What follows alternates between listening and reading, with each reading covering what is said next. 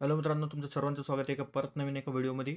आज आपण बघणार आहेत का जे बांधकाम कामगार आहेत, त्यांना जे गृहोपयोगी संच म्हणजे जे भांडे वगैरे भेटतात, त्याची साईट जी चालू होणार होती ती कधी चालू होईल आणि तिचं पुढचं अपडेट काय राहणार आहे ते लगेच आपण या व्हिडिओमध्ये जाणून घेऊयात.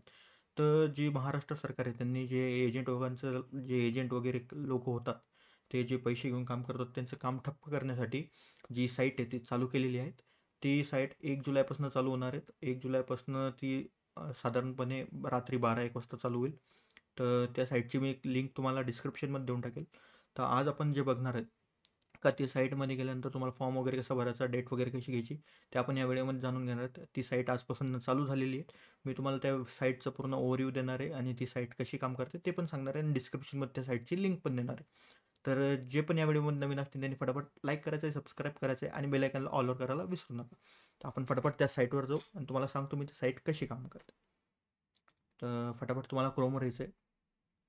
क्रोमवर गेल्यानंतर तुम्हाला साईट ओपन करायची. ही जी लिंक मी तुम्हाला डिस्क्रिप्शनमध्ये देऊन टाकेन साईटची. तर या साईटवरती आल्यानंतर तुम्हाला सर्वात पहिले इथं जो नोंदणी क्रमांक दिलेला आहे, या नोंदणी क्रमांकावरती क्लिक करायचं आहे.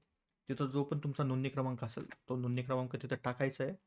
नोंदणी क्रमांक टाकल्यानंतर तिथं ओके करायचं. ओके केल्यानंतर एंटर दाबायचं आहे.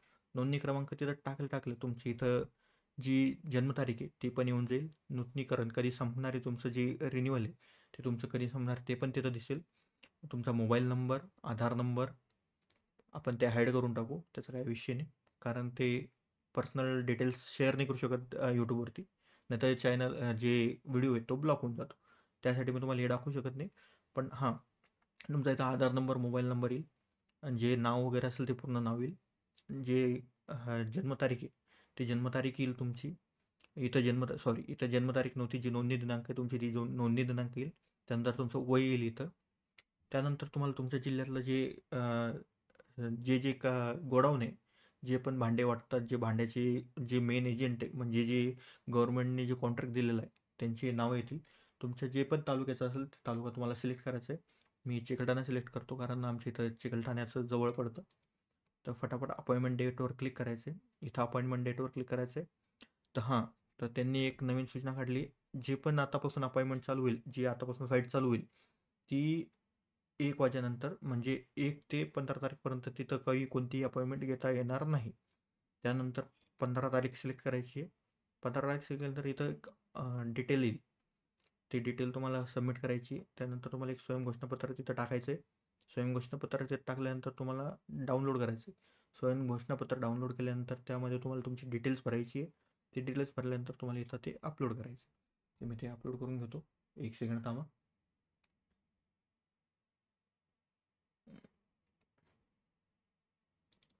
हं.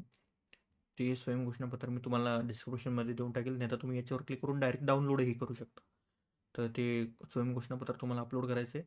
ते अपलोड केल्यानंतर तुम्हाला प्रिंट अपॉइंटमेंट डेटवर क्लिक करायचं आहे. प्रिंट अपॉइंटमेंट डेटवर क्लिक केल्यानंतर तुम्हाला वरतीच एक पॉपअप जो आहे तो पॉपअप हे होईल. त्यानंतर तुम्हाला ती प्रिंट अपलोड करायची, प्रिंट काढून घ्यायची. तुमची जे पत्र येईल ना, त्या पत्राची तुम्हाला प्रिंट काढून घ्यायची. तर ते पत्र मी तुम्हाला जे प्रिंट काढते ते इथं दिसणार नाही कारण ते साईजचा थोडा इश्यू आहे. तर मी त्याची प्रिंट काढायला टाकली आहे. तर ती प्रिंट काढून झाल्यानंतर तुम्हाला त्याला एक तुमची जी पावती तिचं एक झेरॉक्स जोडायचं आहे. आधार कार्डचं एक झेरॉक्स जोडायचं आहे आणि डायरेक्ट जी तारीख दिली त्या तारखेला तिथं गोडाऊनला जायचं.